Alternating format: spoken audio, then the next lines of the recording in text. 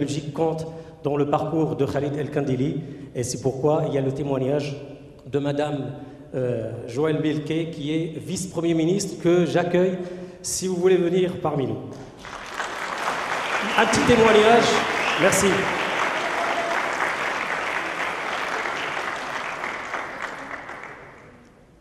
Joëlle Melquet, vice-premier ministre belge.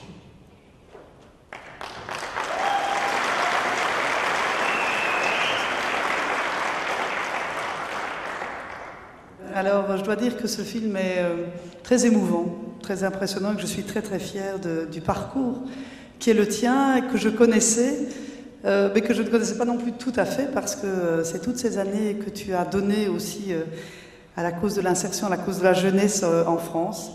Et je pense que ce film résume la raison, je crois, pour laquelle nous sommes tous ici. C'est à la fois la raison du cœur et la raison toute seule, puisqu'on sait que le cœur a ses raisons. Et moi, c'est aussi pour cette double raison que je suis là. Le cœur, parce que je viens surtout comme femme et comme amie, par rapport à quelqu'un que j'ai découvert lorsqu'il est arrivé en Belgique, puisque je vais y venir. Khalid a plusieurs identités, mais il y a une petite identité cachée qui est l'identité belge, bon, qui n'est pas très connue, mais néanmoins, qui est importante. Et je t'ai rencontré avec certains amis qui sont ici, hein, notamment Chico, et j'ai découvert tout de suite en toi ma personne qui a un idéal, qui a des vraies convictions, qui a le vrai sens des valeurs. Donc je suis là surtout à titre d'amitié, et en tout cas à titre personnel. Et puis la raison aussi, par ailleurs, puisque au-delà du fait d'être vice-première ministre et ministre de l'Emploi, je suis ministre de l'égalité des chances. Et donc tout ce qui est la lutte contre la discrimination, la politique des quartiers, la diversité, c'est une cause qui m'est très chère et importante. Et c'est aussi à ce titre-là, pour saluer ton action, que je trouvais important d'être ici. Alors, très rapidement, je pense que Khalid, il a 3 identités.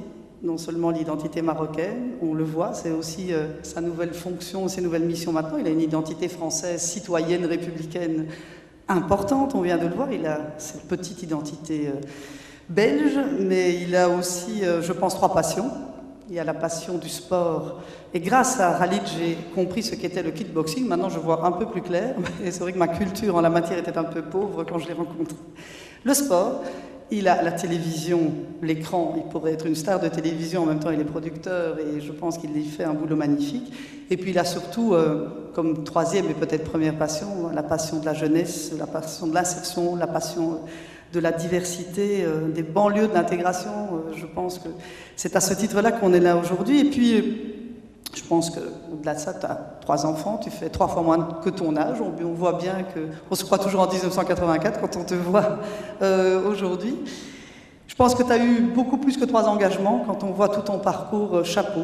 Et je pense que nous, en Belgique, avec les problèmes que nous avons aussi dans les quartiers, ben, nous allons, et je te l'ai dit, largement nous inspirer, notamment de l'opération J'aime ma banlieue. On peut lancer une opération J'aime mes quartiers, ou mon quartier à Bruxelles, où nous avons aussi une ville très multiculturelle, très riche, et qui a aussi, de temps en temps, ces différents problèmes. Je pense que tu as dû avoir beaucoup plus que 3 titres de champion.